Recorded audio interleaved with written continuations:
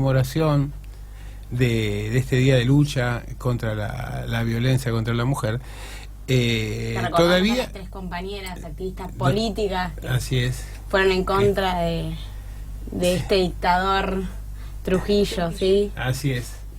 Pero bueno, en realidad se podría haber elegido cualquier fecha porque la violencia contra la mujer digamos, se remonta a los inicios de la historia. Creo que bueno, está bien, es destacar, siempre tiene un poco de injusticia destacar un hecho frente a otros porque han sido muchísimas las mujeres que han sufrido, que han dado la vida en esto, y la mayoría son anónimas. Pero de todas maneras, bueno, es un acto digamos, un reconocimiento, una referencia, y no vamos a hacer ese partidismo de pensar, a ver, una interna, una grieta, a ver si es la fecha correcta o si es otra. Lo importante es lo que se conmemora. Y decíamos que en 19 años no habíamos visto avances más allá de la paridad en la representación legislativa. No hemos visto que hayan habido avances sustantivos. De hecho, los indicadores de violencia son altísimos y a todo nivel, no solo físico, sino también psicológico, laboral, etcétera. Y para mí lo que falta es una operatividad de las leyes, especialmente hoy en día de la ley Micaela, porque para que la mujer esté bien contenida, no se la revictimice, necesita que los 3 poderes estén capacitados en violencia de género. Yo como abogada me doy cuenta que voy a un juzgado y no tienen perspectiva de género, lo cual la mujer ya sufrió violencia en su casa o laboral, lo que sea. Entonces, después la sufre en la policía, estábamos hablando después, cuando va a hacer la denuncia, sí, y luego sigue en los juzgados. Es decir, que cada vez, en cada instancia que tiene que afrontar una mujer que ha sufrido alguna forma de abuso o de violencia, encuentre como que se reitera la situación que va a denunciar. Tal cual, por eso necesitamos organismos que piensen en perspectiva de género, lo cual, por ejemplo, en la comisaría de la mujer, yo tengo 2 amigas que se presentaron a exponer su denuncia, porque usted podés ser una exposición, una mera exposición, o seguir el proceso. Y no se la tomaron. En la comisaría de la mujer, o sea, es tremendo, que justo en el organismo donde tenemos que exponer lo que nos pasó. ¿Y por qué no se la tomaron? Y no, en el momento le dijeron que no, que tenía que ir a una comisaría de su barrio. Yo creo que siempre pero pasa. esto está, a ver, no había una... Sí, tenemos la ley 26. Una normativa sí, que plantea que puedes denunciar en cualquier lado. Tal cual, o sea, sí, pero bueno, en la comisaría de la mujer supuestamente la mujer es la que se va a sentir más contenida, obviamente. Efectivamente. No, digo que justamente, no porque tenga que ir a su obvio. barrio, sino que, bueno, sí. elige deliberadamente una donde cree que va a tener más contención y resulta que es un lugar donde no le toman la denuncia. Tal cual. Bueno, eso es violencia institucional porque tenemos organismos, agentes del Estado que Basta están... de pegar. soy muy intensa. Soy una mujer muy intensa. No lo dudo, pero no le pegues a la mesa. Tenemos agentes del Estado que le están dificultando el acceso de los derechos a las mujeres. Lo mismo que en el tema del aborto. Es otra cuestión de violencia institucional.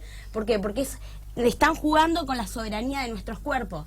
Y tenemos estas agrupaciones pro vida que nos dicen que el derecho a la vida es absoluto, y es una mentira porque tenemos otros institutos como la muerte digna, como la legítima defensa, que establecen que el derecho a la vida es relativo. Entonces ahí nos damos cuenta que también en 1921 también el aborto no era penado como un homicidio, sino que era mucho menos, era de 1 a 4 años y el homicidio era de 8 a 25. O sea, ahí te das cuenta que no es un asesinato, una persona humana como ellos levantan la bandera. Uno puede preguntarse hasta qué punto el Estado puede abrogarse la capacidad de legislar sobre los cuerpos de cada uno, ¿no? Es decir, es como si dijera mañana, a ver, no te podés hacer un tatuaje, o no podés ponerte un piercing, o cosas por el estilo, o no podés hacerte una cirugía. Digo, realmente es tremendo esto de pensar hasta dónde se inmiscuye, bajo un discurso pretendidamente liberal, hasta dónde el Estado se inmiscuye, y no solo lo que tiene que ver con esto, tiene que ver con los, en términos económicos, con hasta dónde te persigue la FIP, o hasta dónde se involucran con tus movimientos, o lo vemos simplemente en el celular, ¿no? Como salimos, vamos a un lugar y ya nos está preguntando Google puntualmente a ver qué nos pareció, o si ya estuvimos. Creo que realmente hay que invitar a pensar esto. Vos decías que faltan recurseros.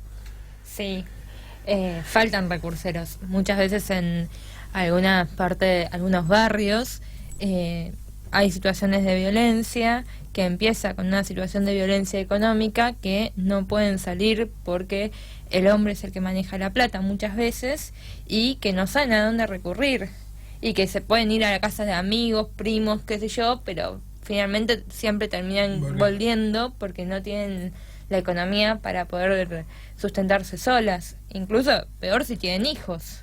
Entonces, ¿cómo trabajar también esa violencia económica y a dónde se puede recurrir en caso de que tengan esa situación? En ese sentido, para mí también faltan recurseros. A ver, nosotros tenemos una situación de una persona X que es objeto de violencia de género en su domicilio, hace su denuncia y después tiene que volver a la casa.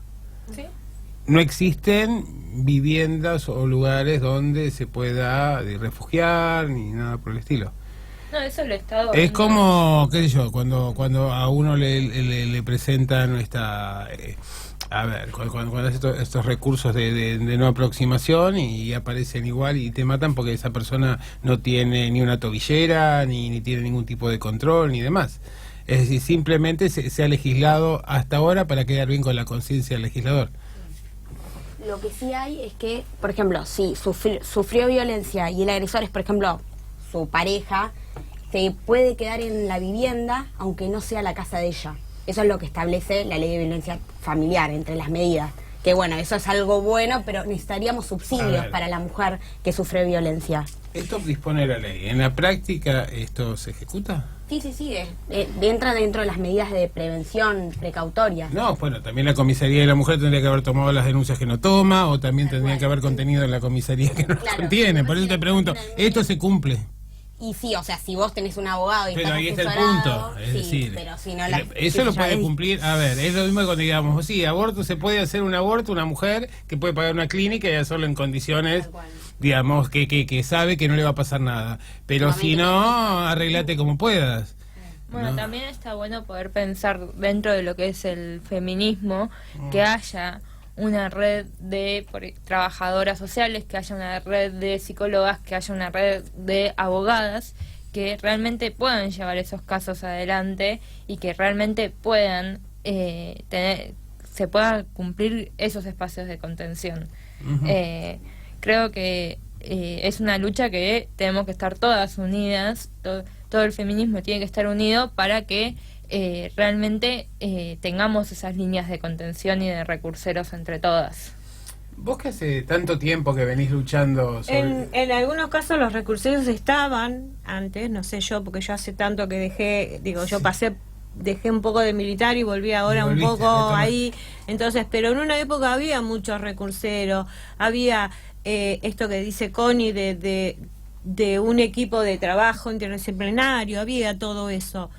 El tema es que ¿Cuándo era y eso? yo calculé que hace como 6 años que Bueno, era en el gobierno anterior entonces, claramente. No era en este. Claro, no era en este. No, por eso, en este gobierno no. Digo, había todo eso. Es más, se había pensado como que tengan esto que decías vos, ¿no? De que ir a la comisaría, educarlos a las policías, que pueda ir la mujer y se sienta contenida, ¿no?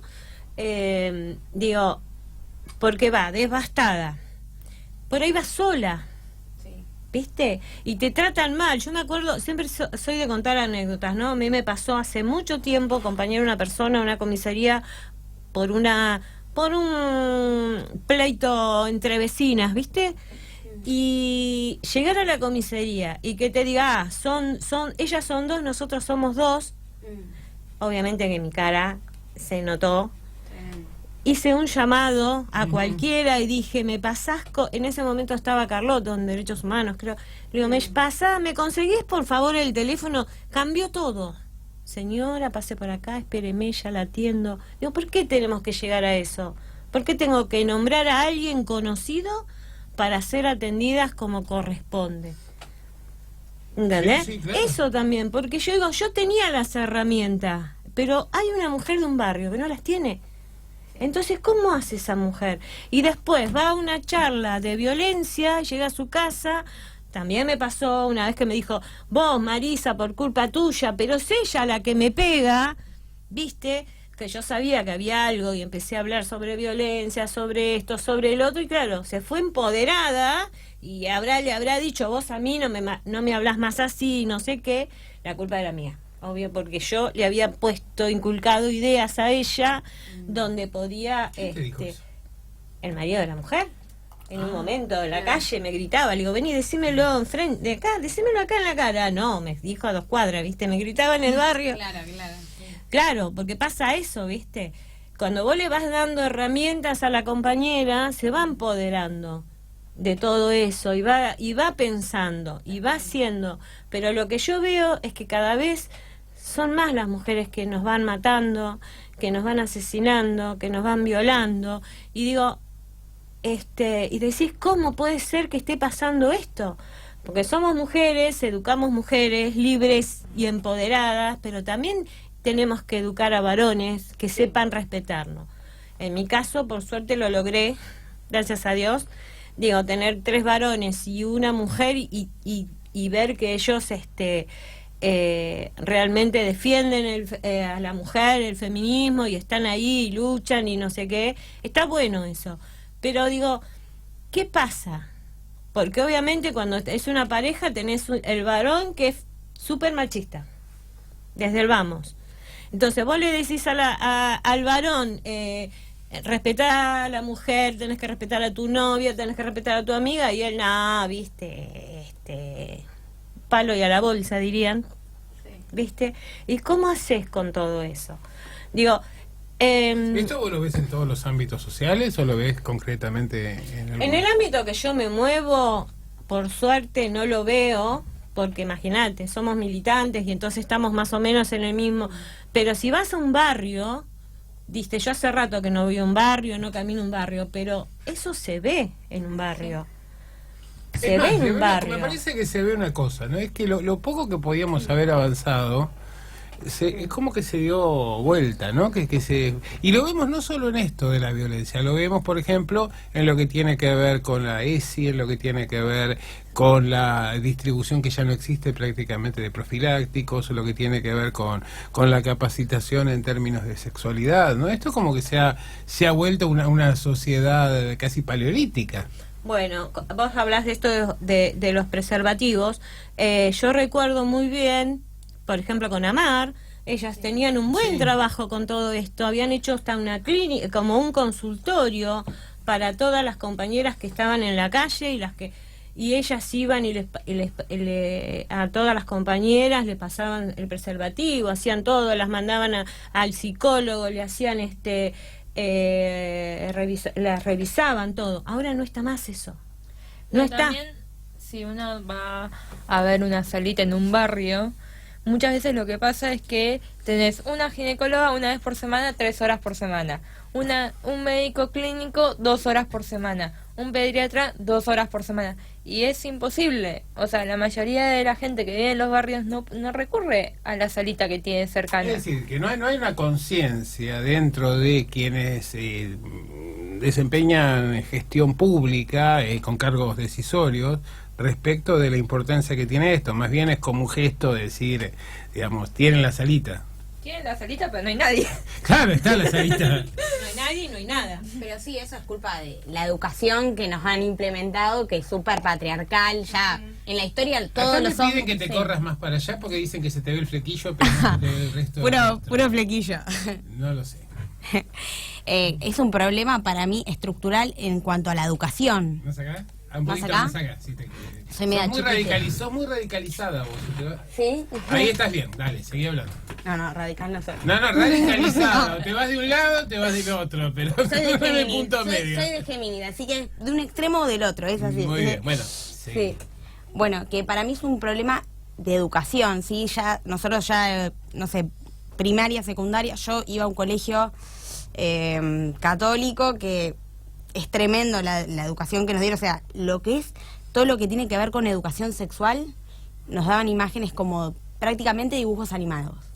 Ajá. O sea, imagínate la educación sexual. Bueno, hay dibujos animados que son muy interesantes. No, pero es terrible. No eran manga, En el último año nos mandaron una nota diciendo que estábamos en contra, ¿sí? De si estamos en contra de la ley de matrimonio igualitario. O sea, imagínate que yo me acuerdo que en esa época no militaba en el feminismo, pero me acuerdo que le dije, la rompí la nota porque me parecía tremendo que un colegio pueda adoctrinarte de esa manera. O sea, me pareció como ilógico. Pero bueno, viste, No, es lo pero que por eligen los suerte, con padres. ese ¿sabes? tipo de discurso vos ves que la gente ni mantiene relaciones sexuales, llega virgen al matrimonio y no aborta. Es decir, realmente el nivel de hipocresía Es hipócrita. que tenemos en el sistema educativo, y no solo en el sistema religioso, sino también en la actitud que se tiene en muchas provincias respecto de la ESI, todo aquello, incluso del parte de la comunidad, de muchos padres que suponen que por sus hijas jamás van a tener sexo. Tal cual, las encierra pensando que, no sé, o que a la noche no vayan a dormir a tal lugar porque, no sé, por ahí no van a coger a la tarde. O sea, esas Es cosas que si no tienen piensan. a ver, un tipo de capacitación, no van a tener sexo. Tal cual. El nivel de ignorancia que Eso es plantea ignorancia. esto, ¿no? Son tabúes. Sí. Yo lo que pienso que todo esto, todas las luchas que venimos dando nosotras las mujeres, hablo yo porque soy mayor que ustedes dos, se va a ver reflejada en toda la juventud, porque la juventud viene con una cabeza totalmente diferente, viene con una forma de pensar diferente. Vuelvo otra vez a un hecho que tengo. Yo tengo un nieto de 7 años donde él lo tiene tan claro, esto de ser gay. Abuela, estoy mirando un chico chica, te dice. Lo tiene tan incorporado. O no, utilizar el estereotipo de los colores. Exacto. Claro. Sí, no. O jugar con una muñeca. Sí. Él juega con una muñeca. Y nadie le dice nada.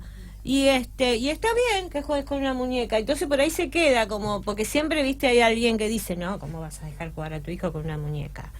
¿Por qué? Si yo puedo Los jugar con una autitos, muñeca. los avioncitos, los soldaditos. Juega con todo. Y con una muñeca también. Y ha hecho de mamá jugando con su hermana. Digo, lo tiene tan incorporado eso, que esta es la nueva generación que yo creo que si no le queman la cabeza, como lo quieren hacer algunos, lo van a lograr. Se va a Ojalá, lograr. Toda pero- esta lucha que nosotras venimos haciendo hace años y años, la van a poder lograr ellas, las más jóvenes, lo van a poder hacer. Y quiero plantear esto, sobre todo para los hombres que nos escuchen, más que para las mujeres que tal vez lo sepan, pero 1 de cada 3 mujeres ha sufrido alguna forma de abuso.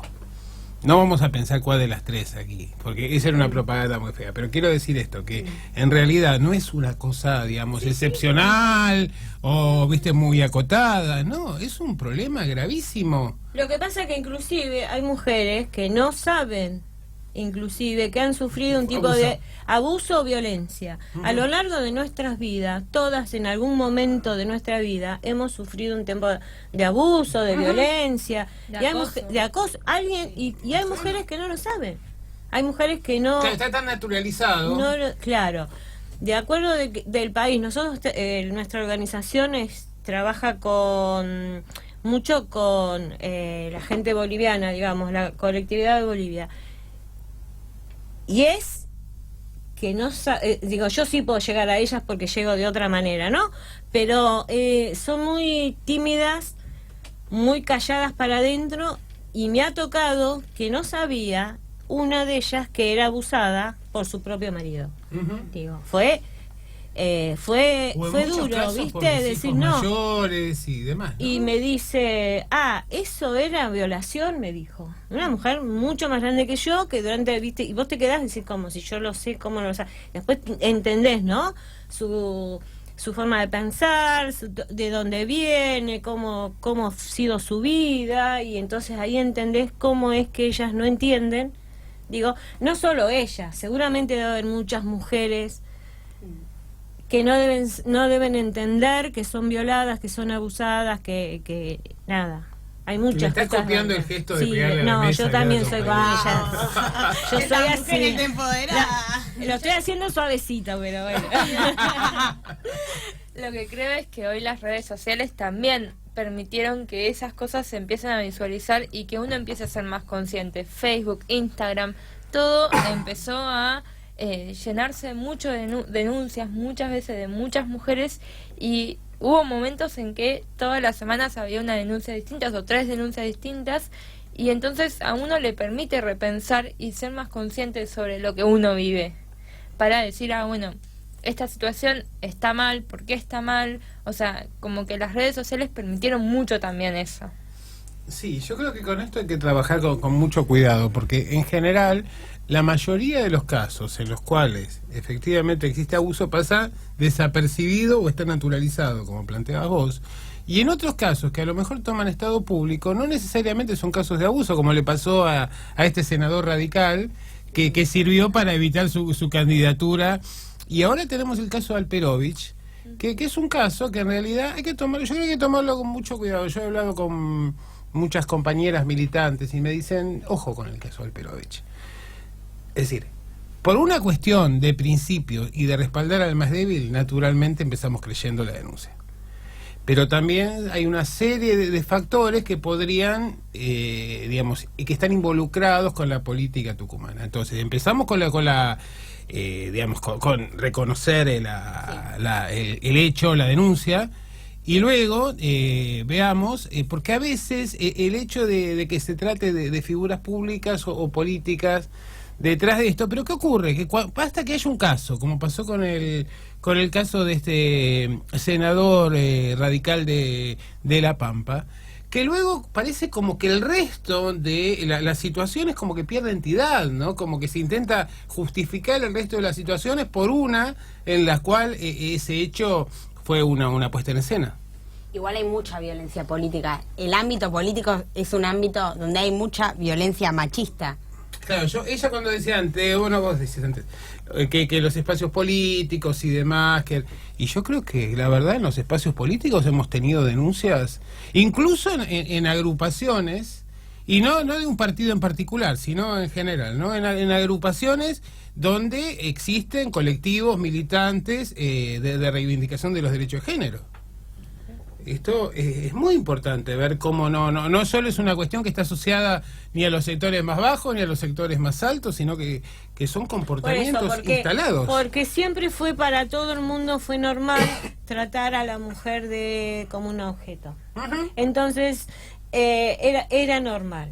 ¿Sí? Siempre fue normal y uno lo toma. Entonces, cuando empezamos nosotras a estar dentro de las organizaciones, siendo un trabajo de hormiga, ser feminista y un trabajo hormiga, le empezamos a parar el carro, digamos, a los compañeros y decir, no, pará, esto así no.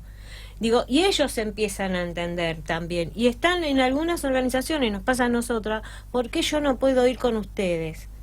Yo quiero saber, yo quiero aprender y yo quiero estar. Uh-huh. ¿Viste? Tenés de todo, obviamente en las organizaciones tenés de todo. Pero bueno, está bueno que los compañeros varones también acompañen la lucha y también sepan, porque van a ser padres o son padres de mujeres y es entendible que estén. Siempre a mí me recalcan, ¿por qué yo no puedo ir a la marcha? ¿O por qué no puedo estar en una charla de género? Sí, bueno, ahora creo que es importante que estén, tienen que estar, tienen que aprender junto con nosotras, ir de la mano.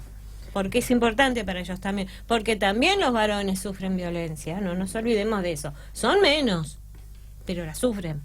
Sí. Muy pocos, son menos cantidad. No, y también pensando en las nuevas sexualidades, en la diversidad, o sea, cuánta discriminación sufren y las nuevas sexualidades, la diversidad y la discriminación es un tipo de violencia, la discriminación en esos sentidos. Uh-huh. Entonces también hay que trabajar en esas cosas. Una vuelta un compañero me decía, bueno, pero si a mí me dicen marica, es algo violento para mí, ¿por qué me tienen que decir así? Y entonces hay que empezar a ser más consciente en esas cosas al momento de la discriminación. Sí. ¿Vos qué querés? Sí, que bueno, que hoy en día no solamente, por ejemplo, tenemos como un entrecruzamiento de discriminaciones y de violencia, no solamente contra las mujeres, sino que a veces se suma de que, por ejemplo, son migrantes o son niñas y adolescentes, y hoy con el nuevo código que se le da como la condición de sujeto, donde pueden, no sé, ser oídos en el juicio, pueden tener un abogado, uh-huh. Se le da como otro papel, otra importancia, pero también son más vulnerables que las mujeres también, porque, por ejemplo, si sos mujer y encima sos niña, tenés una doble vulnerabilidad, las personas mayores, adultos mayores, los migrantes también. Claro, pero vos fíjate, con respecto a esto que veníamos hablando, en general me parece que dentro del imaginario colectivo está instalada la idea de que la violencia de género se ejerce contra alguien inferior, que a lo mejor ese alguien inferior entre comillas me refiero, no es situación de inferioridad, vamos a ser claros, que a lo mejor tiene algún tipo de, de particularidad, de diferencia en términos étnicos o en términos educativos o respecto del origen social. Y me parece que lo que hay que concientizar en esto es que no es así, es que en realidad se da y que esto atraviesa, y no importa el nivel de educación, ni importa el color de piel, ni empieza la cuestión étnica. A vos te quería preguntar algo, ¿no? Porque vos decís que empezaste ya hace 18 o 19 años con esto. ¿Qué cambio ves de 19 años atrás? Tal vez no se vea, digamos, las realizaciones que se esperaban en lo concreto, pero sí a lo mejor en la militancia. No, lo que cambió es esto que yo decía antes, el empoderamiento de las compañeras, sí. Empezar a meterse más, a saber, a querer aprender, a querer tomar mucho más partido en eso. Porque si vos ves, hay un montón de colectivos de todo tipo y las mujeres están más empoderadas. No sé qué es lo que falta, digo, porque yo a veces me pregunto qué es lo que falta o qué es lo que estamos fallando nosotras como mujeres, como colectivos, que siguen habiendo cada vez más femicidios. Digo, esa es la parte que porque vos te levantás un día y lo primero que ves es un femicidio acá, allá. Antes no se veía tanto, digo, por mi edad, lo digo, no se veía tanto porque era más cerrado, más puerta para adentro. Ahora las mujeres empezaron a hablar y empezaron a no callarse, pero nos siguen matando. ¿Sí? ¿Por qué? Porque pretenden algunos varones que somos un objeto de ellos y solamente de ellos, que no podemos hacer otra cosa, que tenemos que hacer lo que ellos quieran, caminar, ver y hacer lo que ellos quieran, dentro de casa, fuera de casa, o no sé. Digo, eso es lo que a mí me llama la atención. Digo, ya hay tanto empoderamiento de nosotras, pero falta algo. No, pero a ver, me parece que hay un tema que no hay que perder de vista. Que creo que estos procesos progresivos de adquisición de derechos necesariamente tienen que estar vinculados a, digamos, una prestación en términos educativos adecuada, cosa que no ocurre. Aquí tenés una declinación constante de esto, y también una situación económica expansiva, porque en realidad no es que los pobres sean violentos, sino que la situación de precariedad o de no poder llegar a fin de mes o la imprevisibilidad respecto del futuro lleva muchas veces a que esa violencia se termine volcando al interior de grupos familiares y de los sectores más débiles. No es casual, como estábamos viendo, que hubo un proceso de avance en lo que tiene que ver con las conquistas no solo de derechos, sino también con las prácticas, hasta 2015, y luego en el proceso de degradación general que se sufre con Cambiemos, vemos este retroceso que... Vos fijate que nosotros, digo, hasta antes del 2015, todos esos comedores, merenderos, se transformaron en centro de estudio, en computación, en bibliotecas, en otra cosa. Y después del 2015 volvió otra vez a merenderos, comedores, y no solamente eso, se empezaron a cerrar las clases de computación, la biblioteca, para poder volver otra vez a poner un comedor, un merendero, y ya se abría otro más, y se abría otro más, y se abría otro más. Digo, con eso simple te das cuenta lo que nos pasó, nos devastó un gobierno tremendo, y obviamente también, como siempre, las mujeres pagamos todo eso, porque somos nosotras las que le vamos poniendo el cuerpo, salimos, y todo, porque... Antes, en el 2001, fueron muchas las mujeres que salieron a bancar en el barrio que su marido dejó de trabajar. Hacían los carteles en las cocinas y salieron a hacer. Y después los varones empezaron también a ponerse al frente de cada lucha. Pero fuimos nosotras primero, las que salíamos porque no podíamos mantener a nuestros hijos, darles de comer. Y volvimos otra vez. Digo, todo eso que habíamos conquistado, digo, de pasar del merendero a una sala de computación, a una clase de apoyo, a que coman de vuelta todos en su casa, volvimos otra vez a que vengan a comer. Digo, me contaba mi consuegra que atiende un comedor, evangelista, pero no va al caso. Primero venían los chicos, hasta que empezaron a venir las mamás, empezaron a venir los abuelos, y ahora empezaron a acercarse los maridos porque no tienen para comer. O pedir, ¿puedo llevarle a mi mamá? Eso era antes. Ahora viene toda la familia, dice, ya no sabemos cómo hacer para darles de comer a todos, porque esto fue lo que pasó durante estos 4 años. Así es. Bueno, quedaron montones de asignaturas pendientes. Bueno, la última que les voy a hacer.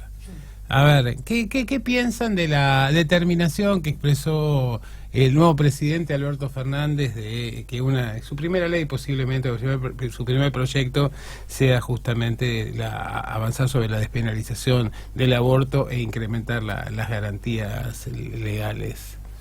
Yo creo que me parece muy acertado que el presidente avale toda esta lucha que venimos hace años, más que, bueno, ya tenemos ya 2 que son de la excepción, ¿no? El caso de que esté a riesgo la vida de la mujer, o en el caso de que haya una violencia, lo que decía el Código Mujer, idiota o demente, que me parece totalmente nefasto.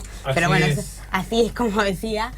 Pero esto no está siendo operativo el protocolo, lo cual también en eso también lo tendríamos que tratar, porque la justicia, o sea, ya en el caso Fala había dicho que en caso de violación de mujer que no tenga ningún tipo de incapacidad, también podría abortar, y que todo lo que sean los hospitales o clínicas privadas tendrían que no judicializar y tendrían que aceptar el aborto. Y estos casos también están discriminando terriblemente a las mujeres. Y en el caso del aborto sería también terminar con esta discriminación clasista, ¿sí? De que generalmente las mujeres que no pueden acceder a un aborto son mujeres que están en otra clase social, que no pueden acceder a recursos. Yo lo que creo es que hoy el aborto existe, o sea, el aborto existe y dependiendo... Siempre existió el aborto. Siempre existió. No es que se va a crear a partir de una... No, y me parece que es regularizar una situación y que realmente sea un proceso seguro para todas las mujeres. Y creo que teniendo en cuenta eso, para mí está bien que se regularice esa situación y proteger realmente a todas las mujeres, que muchas veces, dependiendo de la clase social, o se terminan muriendo en el hospital o terminan muriéndose por una infección. ¿Y por qué estar en esa situación si alguien de clase alta termina todo bien por tener mucha más plata? Es una situación totalmente clasista. Sí, no solo clasista, porque a veces lo que ocurre es que puede ser que porque hay una mala comunicación dentro de una familia, las chicas, pese a no, digamos, pertenecer a los sectores subalternos, de todas maneras afronten formas de creo de que aborto. principalmente también tiene que estar lo que es la educación sexual. Es fundamental. Y tienen que estar garantizado todo lo que son los sistemas de preservativos en todas las salitas y en todos los hospitales públicos, como para que realmente haya un cuidador de la mujer. Voy a hacer algo autorreferencial, es decir, para la gente de mi generación, tener sexo con preservativo era como no tener sexo, ¿sí? Pasamos una etapa en la cual los jóvenes, digamos, se iniciaban en el sexo utilizando preservativos y no disociaban una cosa de otra.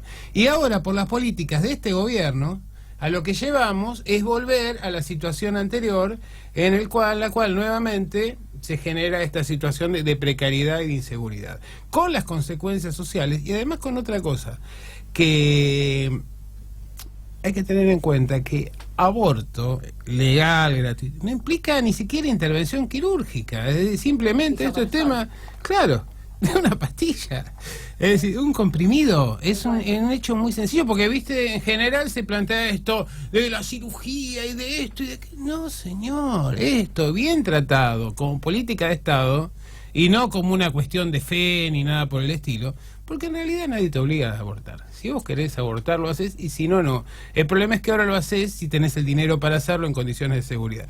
Te dejo cerrar. A mí me parece que está muy bueno la decisión de nuestro futuro presidente, porque falta tan poquito para que sea. Más que nada, garantizar que las madres no mueran, porque muchas se hacen abortos clandestinos con otros métodos, poniéndose una aguja, haciendo otras cosas que realmente ahí se desangran, pierden la vida. A mí eso me parece espectacular y ojalá lo pueda lograr y ojalá se dé, sobre todo pensando en todas esas madres que tienen por ahí tienen más hijos y decidieron abortar.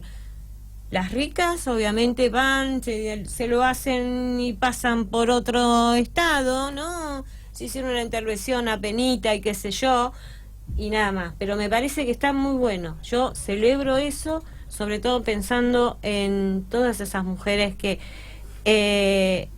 no pueden pagar un aborto, que se lo hagan, que no se metan más nada. Digo, también hay que enseñarles a eso, a que no hagan esas cosas, que no se hagan un aborto casero en su casa. Provocado. Exacto. Sí. Y digo, yo celebro, ojalá se llegue a buen término. Y además, sobre todo, porque hay muchas mujeres que llevan su embarazo obligadas 9 meses y por ahí nace la criatura y muere. Eso también hay que pensarlo. No es que uno, pensemos también cómo queda esa madre. Y me acuerdo, siempre que pasa un aborto me acuerdo de la chica de Tucumán, que mató a su bebé cuando lo vio y la cara. Digo, hay que pensar eso también. Digo, ¿cómo puede ser? ¿Viste? Una chica violada que no quiera tener su hijo. Y sí, no lo quiere tener porque no lo decidió.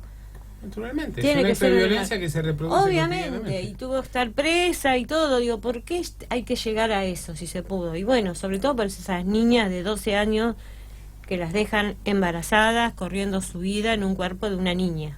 Muy bien. Hay 3 cosas que me parecen re fundamentales para poder sancionar, erradicar y prevenir, ¿no?, la violencia contra la mujer, que son subsidios para después del hecho de violencia, licencia en el caso de que la mujer en su trabajo sufrió violencia, y también que haya protocolos en las instituciones, en las universidades, como los hospitales, obviamente, y en todo tipo de instituciones, que me parece que es importante para llegar a esta igualdad. Ahí viste algo, pero así como hablábamos de la política, también sabemos que en general los casos de violencia en las universidades se resuelven con sumarios internos que nunca terminan de su curso, ¿no? Y sabemos que son muchas las universidades donde pasa eso, pese a que tengan sus áreas de investigación y sus áreas de capacitación vinculadas con estos temas. Bueno, les agradezco mucho la visita y bueno, esperemos que próximamente podamos estar de nuevo, pero anunciando avances en todo lo que tiene que ver con estas demandas que son tan justas y que, bueno, esperamos que finalmente se concreten. Vamos a una pausa y seguimos.